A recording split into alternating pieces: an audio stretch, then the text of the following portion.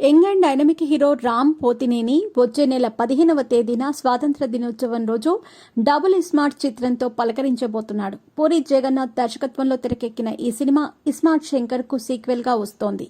దీనిపై అంచనాలు భారీగా ఉన్నాయి.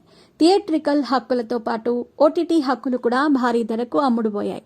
దీని తర్వాత పి మహేష్ బాబు దర్శకత్వంలో రామ్ ఓ సినిమా చేయబోతున్నారు. దీనికి సంబంధించిన ఏర్పాట్లు జరుగుతున్నాయి. రామ్ వివాహం గురించి కొన్ని సంవత్సరాలుగా ఏదో విధంగా వార్తలు వస్తూనే ఉన్నాయి. కానీ అవేవీ నిజం కాలేదు. ఒక్క హీరోయిన్తో ప్రేమలో ఉన్నారని, పెళ్లి చేసుకోబోతున్నారంటూ, మరో హీరోయిన్తో త్వరలోనే నిశ్చితార్థం జరగబోతోందంటూ అంతులేని వార్తలు వచ్చాయి. కానీ ఇంతవరకు రామ్ వివాహం మాత్రం జరగలేదు. అసలు రామ్ పోతినేని వివాహమే చేసుకోనంటున్నాడంటూ మరోసారి వార్త వచ్చింది. చివరకు ఈ వార్తలన్నింటికీ ఫుల్ స్టాప్ పెడుతున్నారు.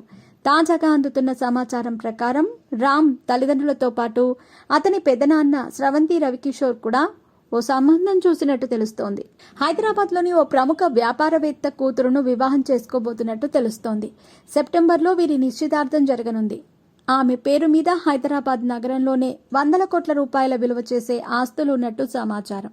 వీరిద్దరి పెళ్లిని ఈ సంవత్సరమే చేయాలని గట్టిగా నిర్ణయించుకున్నారు. సెప్టెంబర్లో నిశ్చితార్థం జరిపి డిసెంబర్లో పెళ్లి చేసే వీలున్నట్టు తెలుస్తోంది.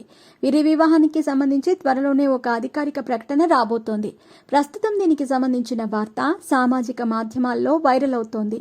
వారియర్, స్కంద సినిమాలు ఫ్లాప్ అవడంతో రామ్ కూడా డబుల్ స్మార్ట్ మీద భారీగా ఆశలు పెట్టుకున్నాడు.